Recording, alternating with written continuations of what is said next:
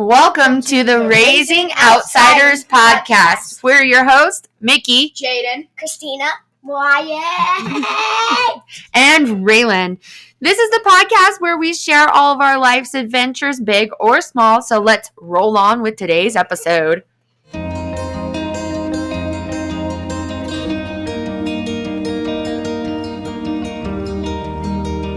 Welcome to Season 1, Episode 2. Today we're talking about fears in the outdoors and how I help my kiddos face that. Today I have Christina.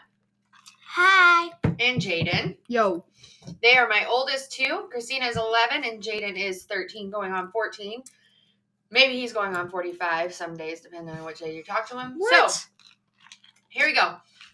I'm going to let Jaden go first. He's talking about his fears and how we help him overcome those in the wild. So, Jay, take it away. Hey guys, I'm Jay. Today I'll be sharing with you many fears I have of the outdoors. So for a couple of years now, my main fear has been the highest parts of a mountain. The reason for this was because I was scared I would either fall off the mountain or the rocks would crack and fall off the mountain. And this was solved by my mom saying that, hey, we might as well go practice the rock wall at the gym to get over your fear of heights. So I did that, and slowly I got less scared of heights, but I'm still a little bit scared of them. Another fear I have is drowning. I'm scared of this because I feel like it would be a slow and painful death. You're not wrong. Shush. But I feel like it'd be a slow and painful death, and you wouldn't be able to save yourself. And my mom told me to get over this by testing the ice thickness, by drilling a hole into it with a long drill bit that would easily go through the ice, and then shoving a small tape measure down there, hooking it to the bottom of the ice, and pulling it up and putting it at an angle to see where it stops. And then I realized most lakes are pretty deep, and no need to worry about that. My mom helped me get over both these fears, and now my sister's going to take it away. Well, first I want to ask you a couple questions. So, when you're nervous about the ice cracking and you falling in the ice, what's one of the main reasons it makes you nervous? When you walk on the ice, does it pop and make noises? Yes. Even after you've tested it, right? Yes. Why does it do that, Jade? Because the air bubbles inside of it. Yep. So, is it safe? Yes. Because we've checked the thickness, right? Yeah. So, that's just one of the ways that I kind of help them get over the fears is I really acknowledge that the fear that they have it's a very plausible fear. It's a good fear to have. But having the knowledge to how to handle that fear is another story. So, that is the one way I help with that. So now we're going to talk to Christina. So here we go with Christina. Hi, you guys. So I will be talking about my fear in the outdoors. One of my fears is coyotes. I think coyotes are really, really scary, but I also love the things. And I also like wolves, and I think wolves are also scary in the outdoors. So one way that my mom helped me through this fear was that she said, look up the animal before you're scared of it. And then she also says, do not judge the animal by its looks. Judge it by how it acts. So when we research wolves, what do we find out about wolves? Do they travel alone or do they travel in packs? They travel in packs, and the reason that I like wolves is because they do that, because it reminds me about, like, Rebecca. We all travel in a pack when we're going hiking. And then Rebecca's a badass, huh? Yeah. And then in our family... Kind of like a leader wolf, huh? She's a leader of the pack, huh? Yeah, she's the alpha. And then, like, in our family, you're the alpha. Mm-hmm. So it makes me feel like we're a wolf pack. But you're still nervous of them, which is a good thing to have because wolves can be dangerous, correct? Yeah. So, It is a real fear. It's a rational fear. Coyotes, it's a rational fear. Coyotes, you're probably gonna run into a coyote before you run into a wolf. Um, just because the areas that we go hiking and camping in, they're pretty high trafficked areas. Um, but we did research those animals, and it helped you get past that little spat of being really, really scared of them. Because you hear the sounds, like when we went to Medicine Bow over the summer. Yeah. And we stayed in the campgrounds up there.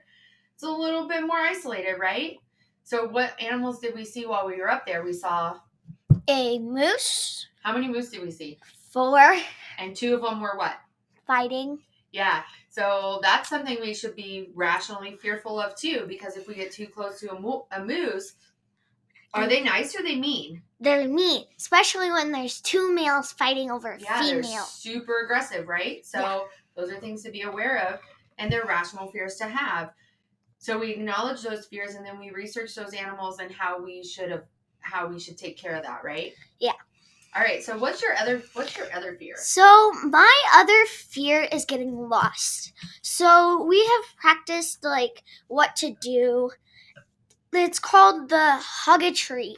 So what you do is you sit there at the spot where you got lost. If you don't have a whistle, you cling rocks together or branches together. Anything that makes noise, right? Yeah. And then if you do have a whistle, you blow it 3 times, wait, and then you blow it 3 more times again until somebody comes and helps you. I learned this from Rebecca, the owner of Lermy's Base Camp. She is also the founder of Hike Like a Woman. That's what I was talking about earlier when we were talking about like the pack and we were going there together. Like she runs Hike Like a Woman. And she's pretty badass. Yeah. So we would get lost on purpose during these trainings, and it was like hide and seek. We blew the whistles, and some of us didn't have whistles, so we would clang rocks together. We even tried that before, too. So what else do I make you keep with you to help this fear, to make you feel more comfortable? What do I make you carry in your bag? Do I carry all your stuff or do you carry your stuff? So we carry all our stuff, and in our bags, on our bags we have a whistle.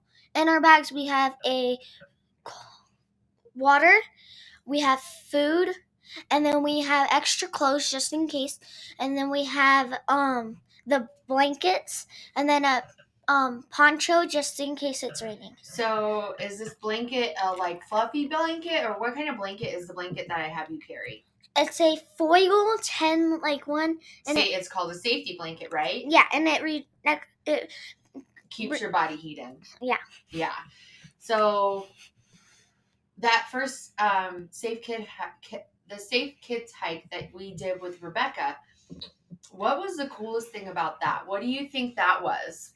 Well, I mean, it was cold because it was hailing, it was raining, it had snow on the ground, it was windy, and we had all the weather, but it was cool because we got to experience all the weather that might happen if we were lost. That's right.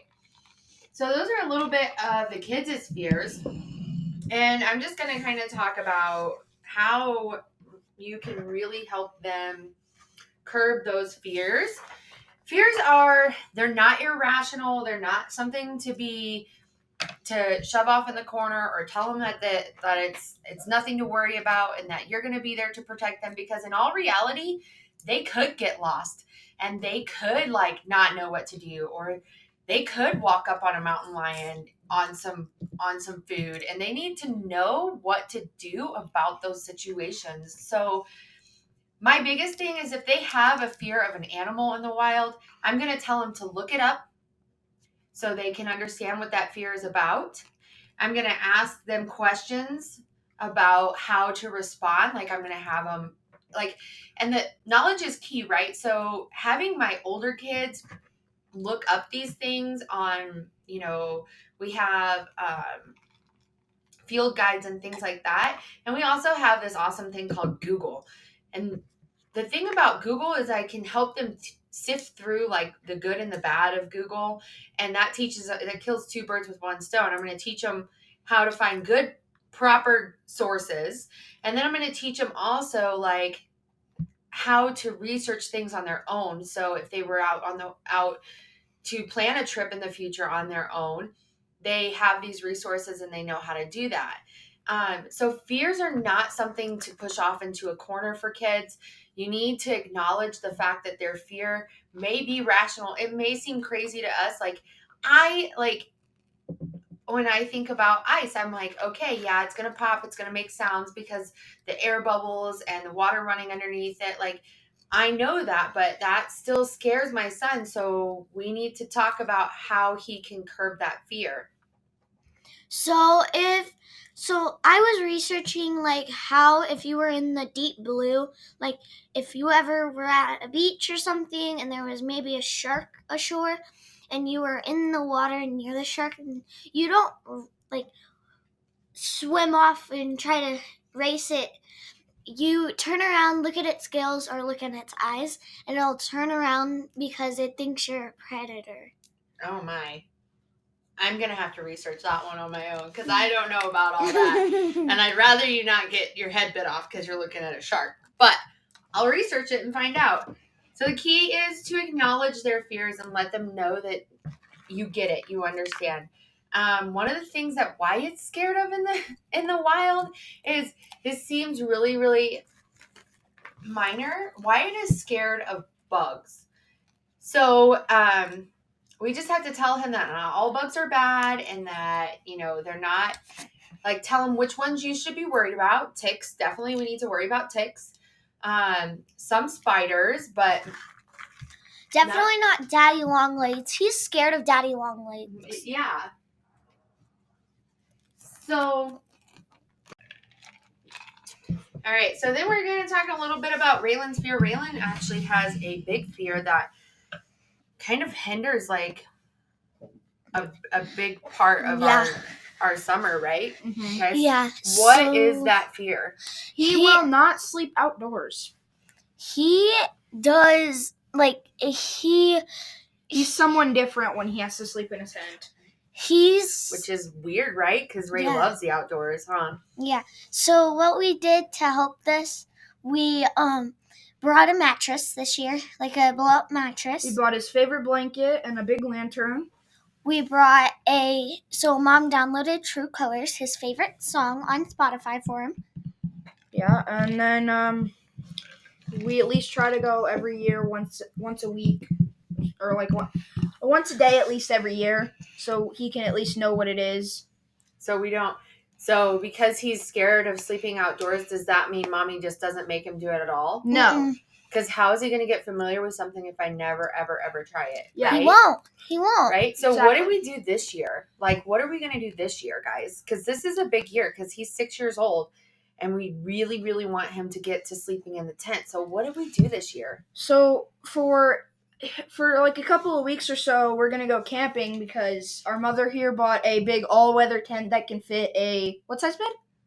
Oh, it's a 12 by 12 canvas tent. It's a big tent. So it can fit a full-size bed in it if we wanted it.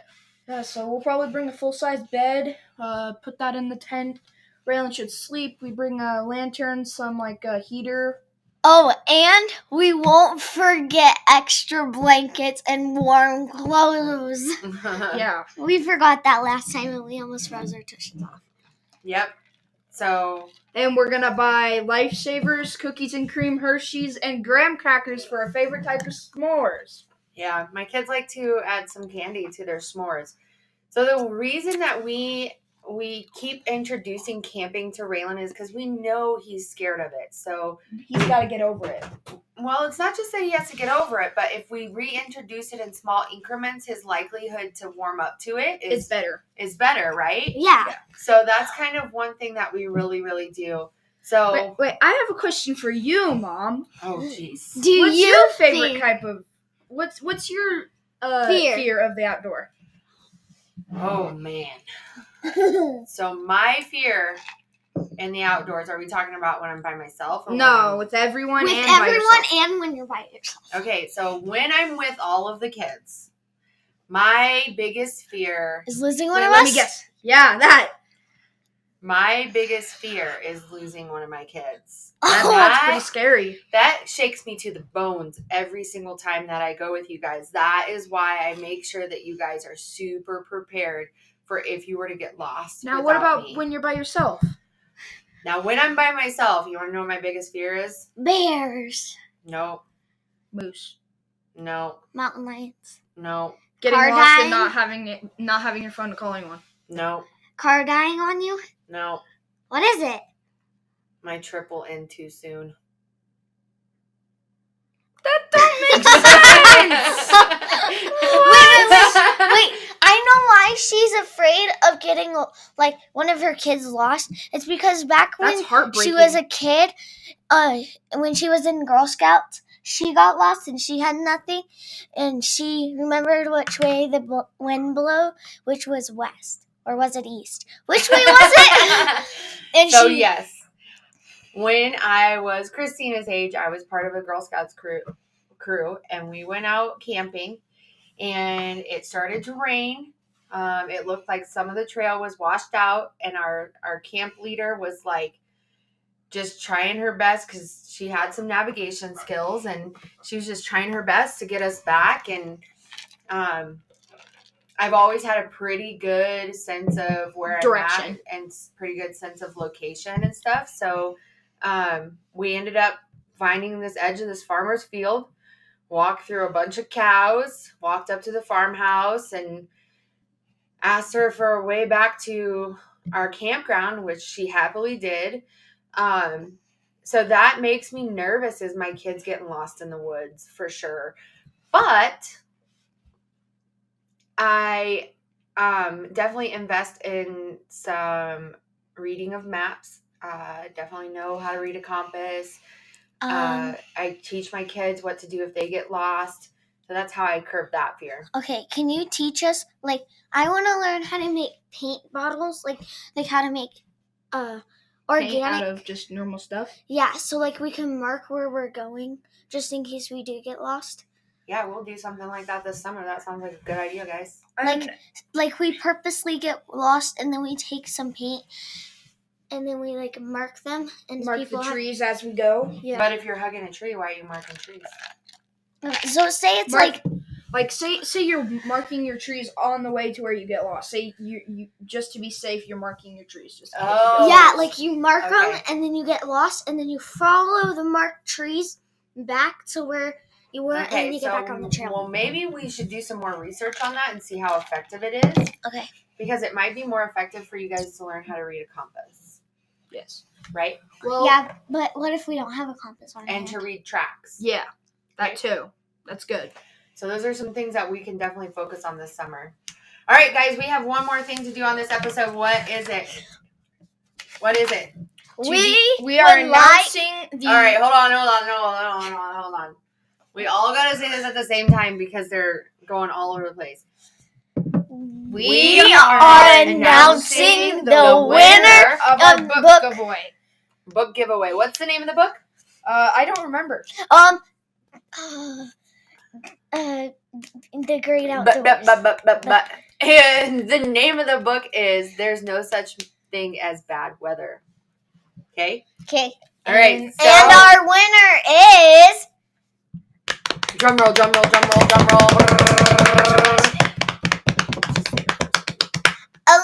Alicia.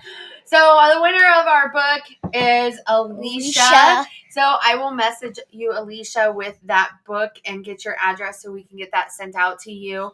And I thank you guys for listening to our podcast. Goodbye, and everyone. Make sure to share and like this and have all your friends watch this because there is no such thing as bad weather.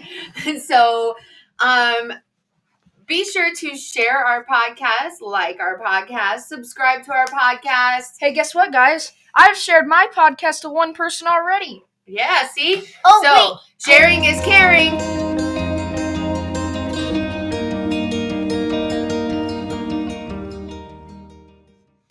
Thanks for listening to today's episode. I just want to take a moment and let everyone know how much we appreciate you sharing our podcast and listening to our podcast. We've received a rather large outpour of support since we started this. My kids were kind of hard to keep on track today. So I just want to mention one more thing before this episode is 100% over. We have created a Face Your Fears worksheet that you can do with your kiddos because they may have some fears that you're not quite aware of, and bringing those fears to light just helps them feel more comfortable in the outdoors.